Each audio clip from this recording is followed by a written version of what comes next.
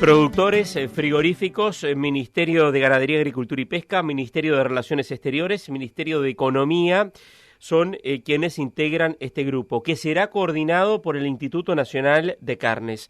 Vamos a recibir al ingeniero Fernando Matos, presidente de INAC, para hablar de la tarea y del enfoque que va a tener Procarnes. Hace un rato Belerati decía, bueno, desde el sector privado se le va a indicar o se le indica al sector público los objetivos, nuevos mercados, mejorar accesos para tener competitividad y mejorar, en definitiva, también el ingreso de divisas. Bueno, ¿cuál va a ser ahora la acción y la tarea del sector público para alcanzar esos objetivos? Ingeniero Fernando Matos, bueno, ¿cómo se va a estar o cómo se viene ya trabajando en lo que es esta iniciativa que se presentó públicamente ayer? Buen día.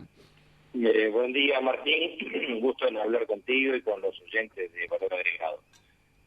Bueno, lo primero que tenemos que comentar es que no es una práctica nueva. Este grupo nació en el año 97, nosotros lo integramos desde un principio, en aquel entonces como delegados de la Asociación Rural, representando también a los demás productores, y allí fueron muy importantes estas acciones de coordinación multiinstitucional, de la mano de lo que es la propuesta del sector privado en el INAC, pero también con el aporte esencial de lo que son los negociadores del Ministerio de Relaciones Exteriores y también de las autoridades sanitarias del Ministerio de Ganadería.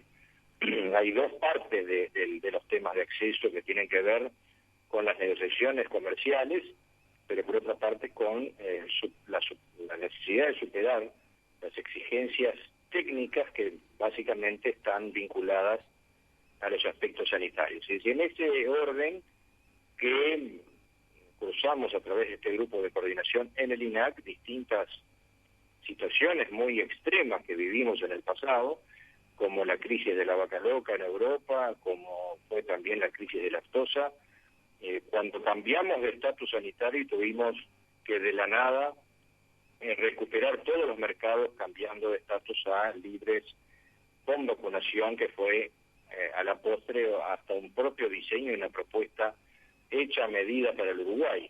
Y estas experiencias muy valiosas realizadas en el pasado y que continuaron también en la administración anterior, fueron también aspectos importantes para coordinar los pasos y establecer las prioridades en materia de negociación de acceso a mercados. Fernando, y a propósito de lo que es el acceso a mercados, por un lado está el tema sanitario, mejorar o sumar nuevos mercados o mejorar el acceso a mercados que hoy ya tenemos con nuevos productos. Por el otro lado está el tema arancelario, por ejemplo.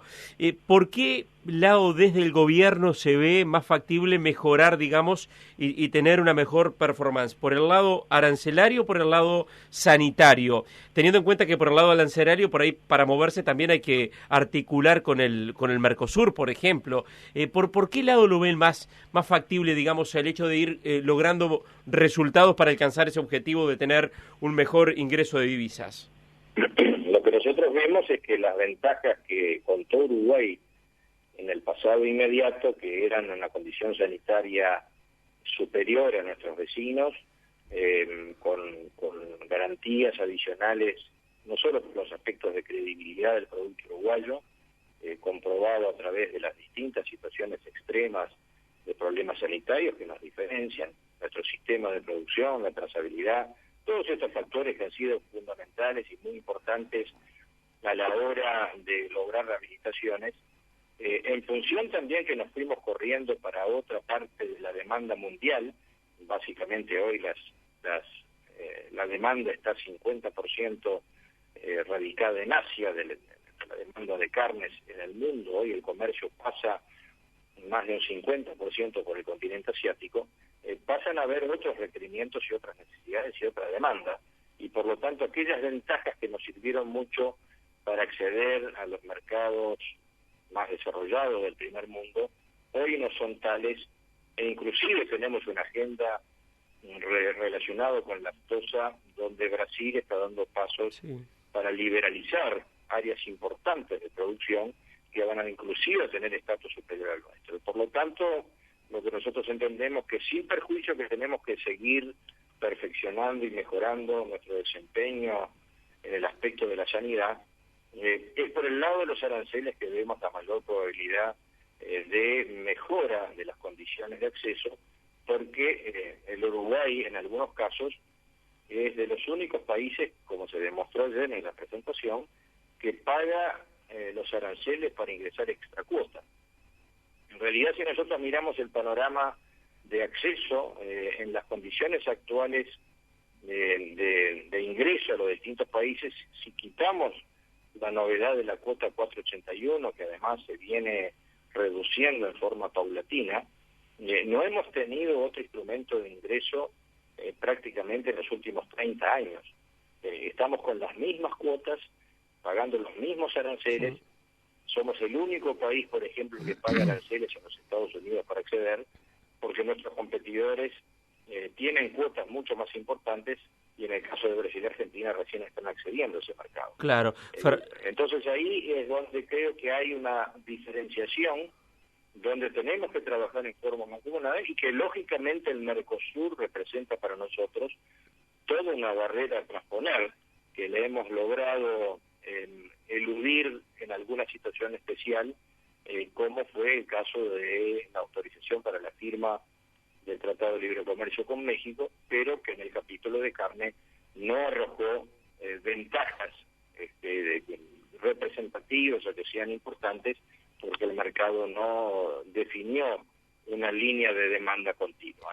Acá no es un tema, Martín, de abrir mercados, y sí de abrir buenos mercados. Abrir buenos mercados significa mercados que tengan una demanda constante y que tengan mercados con niveles de acceso que no representen una barrera prácticamente imposible de trasponer, porque los niveles altos de protección y de aranceles van en prejuicio del precio, y por lo tanto es ahí donde no preferimos calidad de mercado sino cantidad. Claro. Como muchas veces se ha noticiado como una venta. Claro.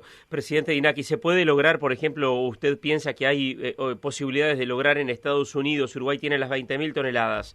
Por fuera de las 20.000 toneladas, 26,4 de arancel. Japón, por mencionarle dos mercados importantes de alto valor. Japón, hay acceso, pero un arancel del 38%. ¿Se puede lograr, independientemente al Mercosur, digamos, un avance con mercados importantes para bajar ese arancel? ¿Hay una estrategia que va en esa línea? Estamos intentando conciliar las dos cosas, Martín. Por un lado, tratando de buscar vías alternativas de mejora de acceso sin que eso implique un perjuicio al Mercosur. Y también apostando a que el Mercosur trate de dar los pasos necesarios para que logre concretar un tratado de libre comercio con la Unión Europea, con todas las dificultades que esto implica. Nuestros vecinos han sido muy variables en cuanto a su posicionamiento político, en cuanto a estas negociaciones, y también han sido cuestionados, por ejemplo, en el aspecto del ambiente. Y por lo tanto tenemos ahí en nuestros socios una dificultad, porque está claro que el único acuerdo significativo que el Mercosur ha avanzado es con la Unión Europea, y estamos todavía poniendo en duda su firma, y ya hace más de 20 años que estamos en negociaciones. Por lo tanto, realmente creo que tenemos que evaluar realmente cuáles son los caminos alternativos que va a seguir el Mercosur en esta materia, pero nosotros no podemos esperar que tengamos una estrategia única en función de que ha sido muy cambiante el comportamiento de la región. Claro, por un lado está el objetivo y la meta de mejorar el acceso, por el otro lado uno ve también cosas que van ocurriendo que tienen que ver con, por ahí, posibles amenazas. Bueno, se lo decía la canciller alemana, el presidente Lacalle Pou, de acuerdo a lo que informaba el presidente, el tema, la preocupación de Europa con respecto al manejo medioambiental que entienden ellos se realiza aquí en el Mercosur a la hora de producir. Ahora estaba mirando, por ejemplo, y repasando información desde Brasil, Marfrig, por ejemplo, está lanzando la marca Viva, que es una carne con carbono neutro. O sea, también está el desafío de enfrentar lo que son, entre comillas, amenazas que aparecen también para lo que es el tema de la producción de carne a nivel mundial. Más allá de que nosotros no estamos directamente indicados por estas prácticas que son condenadas por el mundo, Martín, es evidente que la pertenencia pertenencia al Mercosur, de alguna manera nos pone en la misma bolsa y terminamos con algún perjuicio en esa materia. Yo creo que está bien que Brasil tome las medidas y las compañías brasileñas tomen las medidas de recaudo para separarse de ese concepto general, pero claramente si vamos a los hechos, nosotros tenemos ahí una dependencia de un Mercosur que no avanza, que no camina, y tenemos que buscar nuestras propias soluciones. Volviendo al tema de los aranceles, Martín, una de las grandes propuestas que nosotros planteamos es que alguna ventaja que hemos tenido en el pasado respecto a nuestra condición sanitaria se va diluyendo paulatinamente y por lo tanto nosotros tenemos que mirar para el lado de los aranceles. Y ahí es donde, por un lado, tenemos que los competidores de nuestras exportaciones de carne están avanzando en forma significativa con tratados que se van firmando con distintos países. Vemos inclusive la Unión Europea con Japón, vemos que en el caso del Brexit muchos países vienen avanzando como Australia y Nueva Zelanda, y ya con tratados en vigencia como los países de Oceanía con Japón o con Corea, lo que determina que hoy las diferencias de aranceles, que son en torno de un 13 o un 14%, en la actualidad, se van a ir, esa brecha va a ir aumentando en los próximos años porque ellos tienen un proceso progresivo de desgravación. Por lo tanto, si nosotros no hacemos nada, vamos a permanecer en el nivel de 38-40% con esos países, mientras que los países de Oceanía, en ese proceso de desgravación, van a tener 14, 15, 16, hasta un 20% de diferenciación en los próximos años, tendiendo a cero. Y por lo tanto, de no hacer nada, nosotros estamos condenados a quedar afuera del mercado, y es por eso que llamamos el alerta de que no estamos en una situación confortable. Desde el punto de vista de los aranceles, estamos en una situación compleja. El Uruguay paga casi 220 millones de dólares, casi el 70% de la totalidad de los aranceles que hemos pagado el año pasado pertenecen a las carnes, y por lo tanto creo que ahí tenemos un capítulo prioritario que se quiso de alguna manera poner arriba de la mesa en el día de ayer, con este acto con un amplio respaldo del sector privado, pero fundamentalmente del sector público.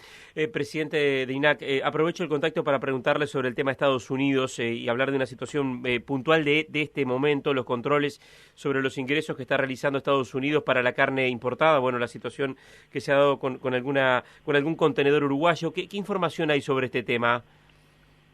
Eso lo está manejando, Martín, el Ministerio de Ganadería, está manejándose en forma bastante reservada, tratándose de un tema delicado que implica aspectos de comercio y del estatus sanitario del Uruguay. Nosotros confiamos en las acciones que está realizando los servicios ganaderos del Ministerio de Ganadería y no tenemos mayor información al respecto. Bien, presidente del Instituto Nacional de Carnes, ingeniero Fernando Matos, muchas gracias. Gracias a ti, Martín, por el contacto. Un abrazo.